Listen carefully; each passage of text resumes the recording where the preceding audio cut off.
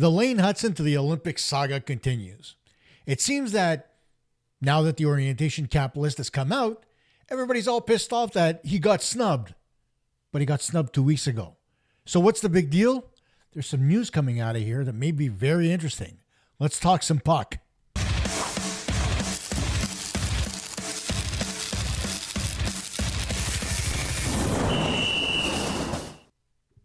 Hey gang, Coach here once again with another episode of Puck Talk Montreal. And before we get into the main topic of today's episode, I wanted to talk a little bit about Juraj Slafkovsky. There was a report that came out on TVA Sports, which is a French language website in Canada, that outlined the training and some of it that Slafkovsky went through in Slovakia over the summer. We talked about it a little bit on the show earlier this summer where we said, he'd been working on his shot, his release to make it better. But finally, Slafkovsky came out and had an interview and said a few things about how his training has been going. So far, he says, I want to be better with the puck in our own zone and in front of the net, as well as create more opportunities for my line mates. That's the most important aspect. I think I can score more often too, and I'm going to focus on that. And that's great news for the first line. Now, granted, it wasn't as if Slafkovsky had a bad year. We know that in his first season he got injured, couldn't, complete the whole 82-game schedule. But last year and the year before that, he scored 50 and 51 points respectively, which is pretty good for a kid who was basically in his second full season in the NHL. We didn't see a sophomore slump. We saw parts of his game, suffer at certain points where he was giving away the puck on cross-ice passes a little bit too often, for my liking anyway. He wasn't shooting fast enough so that when he tried to release the puck, more often than not, his shots were being deflected away and not really getting to the net. And he wasn't quite sure of how to play his game from a physical perspective.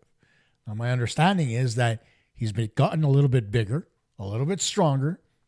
He went in this summer at about 230 pounds when he started his training. Now he says he's not telling anybody how much he weighs. He's going to have to wait till he comes in and gets weighed in at camp this year. So I would presume he's going to want to be around the playing weight of 215, 220, which is great for a guy his size. Now, Slafkovsky went on to say, on the ice, Adam Nicholas, the Canadiens director of hockey development, sent me videos of what I need to work on.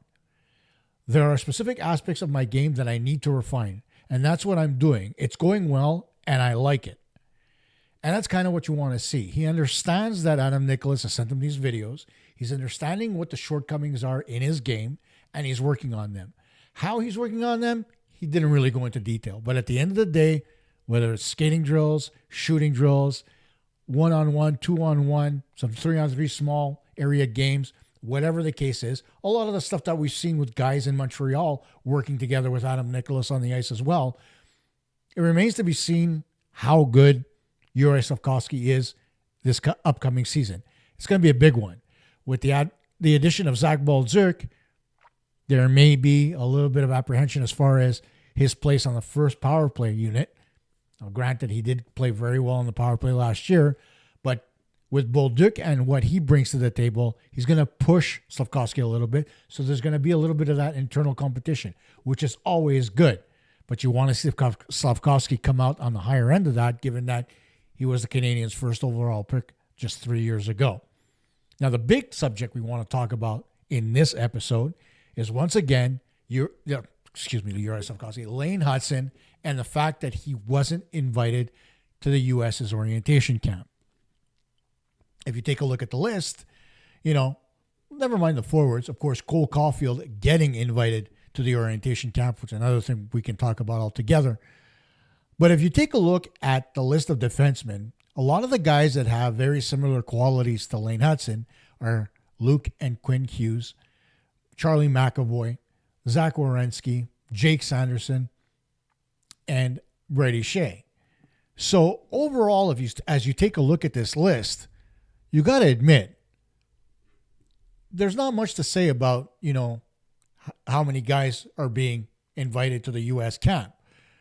There's a list of 16 defensemen. Only about 8 make the team. So even if you were to take 4 of a certain ilk, guys that are offensive minded, right away, Quinn Hughes, Luke Hughes, Brady Shea, you know, Jack Werenski, they're pretty much shoo-ins. Jake Sanderson plays an offensive game. There's a lot there. So how much space is there really for a kid coming off his rookie campaign? Now, I get it. Yes, Lane Hudson was the Rookie of the Year, winning the Calder Trophy. Yes, he tied Larry Murphy's record for most assists by a rookie in a single season with 60. And he was among the scoring leaders on the Canadiens. I get it. From a Canadiens perspective, there's every reason to have Lane Hudson on the U.S. Olympic team.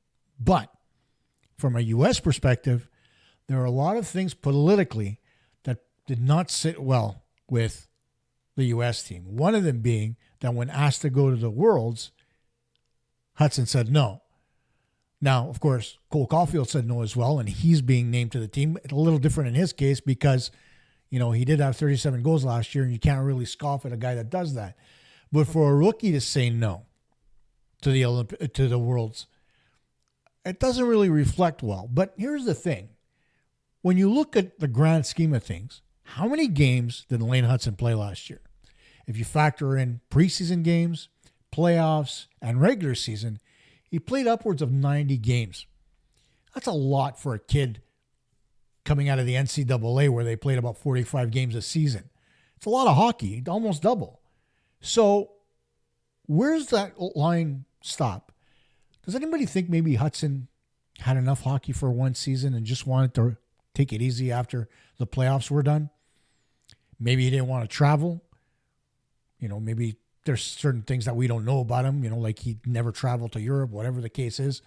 But at the end of the day, the fact that he said no to the U.S. team, that kind of sticks in USA Hockey's craw. The other part about it is from a management perspective. When you look at Bill Guerin, we know what kind of forward Bill Guerin was. He was a rough and tumble power forward, scored a lot of goals in his time, whether it was with the Penguins, the Bruins, etc.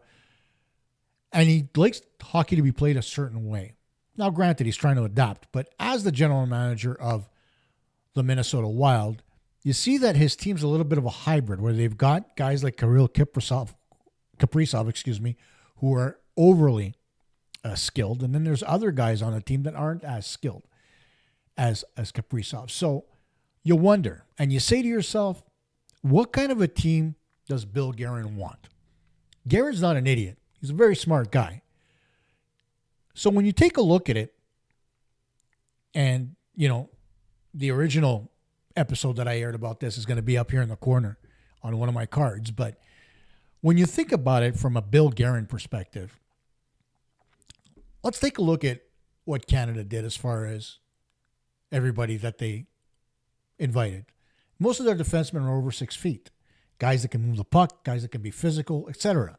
When you look at a guy like Lane Hudson, who's 5'9", and really, as I've outlined before, he was insulated by the Canadiens in the sense that he had more offensive zone starts than he did defensive zone starts. It was about 2-1 as far as that's concerned.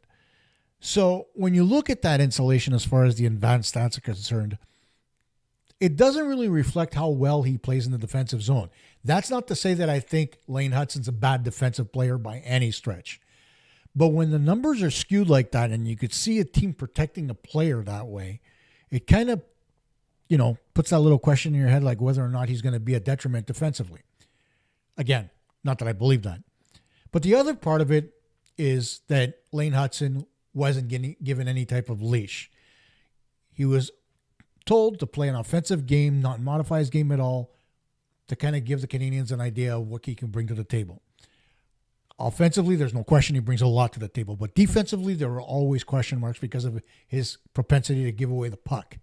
You know, he had over 100 giveaways last year. So when you look at it from that perspective, I can understand Bill Guerin having, you know, trepidations about putting him on the Olympic team. The Olympic tournament is not the World Juniors. It's not, you know, the Four Nations face-off. This is Olympic hockey. Every country is going to bring in their best players. Luckily for teams like the USA and Canada, from the first line to the fourth line, the skill level is pretty much equal. So your fourth line could, on most teams, be your first line. So if that's the case with Canada and the U.S., then you can imagine the pressure there's going to be on the defensemen to defend in their own zone against the likes of, the Tkachuks and whatnot. And so when you have guys that are that physical, like a Brady Tkachuk and others up front, then you say to yourself, Brady Tkachuk, sorry. Let's turn this the other way and talk about the Canadian team. You've got different guys up front, like Sidney Crosby, Nathan McKinnon. They can play a physical style game while still augmenting their skills. So you take a look at the Canadian roster and you say to yourself, can a guy like Lane Hudson actually play well against them? The answer to that at the NHL level is yes, but protected, as we talked about. But when you look at it from the Olympic perspective, where there's no protection because the first to fourth line are going to be just as skilled, then you wonder whether or not, Lane Hudson can do it. Now, those same questions are in place for guys like Jake Sanderson, Luke, and Quinn Hughes. I mean, of course they're there. Quinn, of course, being the captain of the Vancouver Canucks, being how he played last year and how he led the way defensively for the Canucks, that question's a little less prevalent as it would be for, let's say, a Luke Hughes. But, and Jake Sanderson is part of a very good defensive core in Ottawa. You've got Charlie McAvoy. We know what he brings to the table, not just offensively, but defensively for the Boston Bruins. And, Brady Shea, the list goes on and on. So you say to yourself, okay, if I can bring guys that have comparable skill to Lane Hudson, but have proven themselves to be a bit more solid defensively, then why would you give the invitation to Lane Hudson? And again, that's not to say that if there's an injury, Hudson won't be asked to come to the camp. But with 16 defensemen going to the orientation camp, you ask yourself, what are the chances of Hudson actually making it? Look at the skill level. Look at the players that are there. Out of 16 guys, you're taking maybe 8. 6 of those guys are going to play on a regular basis, maybe 7. Other than that, do you really want Lane Hudson to go through all that when you know that he's really not going to have a fighting chance to go? The experience would be great. But don't you think if you're the Montreal Canadiens brass, you would just prefer for him to stay home, right? Given the fact that, 1, he wasn't invited to the orientation camp, and 2, you don't want him traveling and spending 2 weeks getting jet lagged in Europe. What does it change for the Canadiens? Why is it a snub, right? That's what I'm trying to understand. It's not a snub because 4 years from now, if he continues to play the way he does and he gets better defensively and he proves himself and he reduces the amount of turnovers, I guarantee you he's going to be there in 4 years. But right now, coming off his rookie season, have you really seen any other rookies other than maybe Cale Makar getting invited to something like this? And even Cale Makar didn't because they didn't go to the Olympics. So ask yourself the question. He didn't play in the Four Nations face-off. A lot of the guys that are going to the orientation camp did. So ask yourself, what's the big difference? I don't see one. I don't see why it's a big deal that Lane Hudson's not going. Because if I'm the general manager of Team USA, I ask myself, do I really want to bring a kid who's in his sophomore season to a tournament of this magnitude? The U.S. wants to win this time around, right? They know they've got the ability to do it. They know they've got the skill to do it. So they're trying to put their best foot forward with guys that have the experience to do it. Hutson isn't really there yet. He's had what? 5 games of playoff experience? A lot of the other guys that you see on this list have more. Maybe not Luke Hughes, but some of the others do. There's no guarantee that Luke Hughes is going to be there anyway. But think about it. So let's get away from worrying about what Team USA is doing to Cole Caulfield. Excuse me. Here I go again. Lane Hudson. Let's see whether or not Cole Caulfield actually makes the team. He should, but will he? Still remains to be seen. I believe there's 20 forwards if we look at that list, right? Go back to it. There's 20 forwards on this list. Sorry, 24 forwards. All right? And when you look at the names on this list, right? Alex Tuck, Chris Kreider, Connor Garland, Jack Eichel, Dylan Larkin. The list goes on and on here. If you take a look at everybody, Jason Robertson, Jack Hughes, of course, is there. Patrick Kane is there. JT Miller. There are a lot of names on this list that are going to go to the Olympics. So will Cole Caulfield be there? 14 out of 24. He's got a 50-50 chance, let's say, for argument's sake. But there's no guarantee. So are we going to argue the fact if he doesn't go that he's been snubbed? No. There's 24 guys that are trying to make the Olympic team. And Matthew Tkachuk, I don't think is even on that list, right? If I take a look, he's not even there because he's injured. So if Matthew Tkachuk gets healthy, will he go to the Olympics? That's another name to add to that list. It's never an exact science. So let's stop with the snubbing part, okay? When guys get to a certain level, when they get to a certain status as far as veterans, then it's a snub. But as a rookie, not so much. Before I go, I want to take the time to say thank you to you guys. I'm almost at 2,500 subscribers. So if you haven't subscribed, please make sure to subscribe to the channel and hit the notification button. And as always, like the videos so that I can get more attention to the channel and we can keep moving forward. What do you think? Lane Hudson, going, not going, do you care at this point, right? As a Habs fan and as a Team USA fan. Look at both sides of the ledger. As a Team USA fan, are you mad that Lane Hudson's not going? As a Canadiens fan, are you mad that Lane Hudson's not going? Put it in the comments. Let's discuss. Bye for now.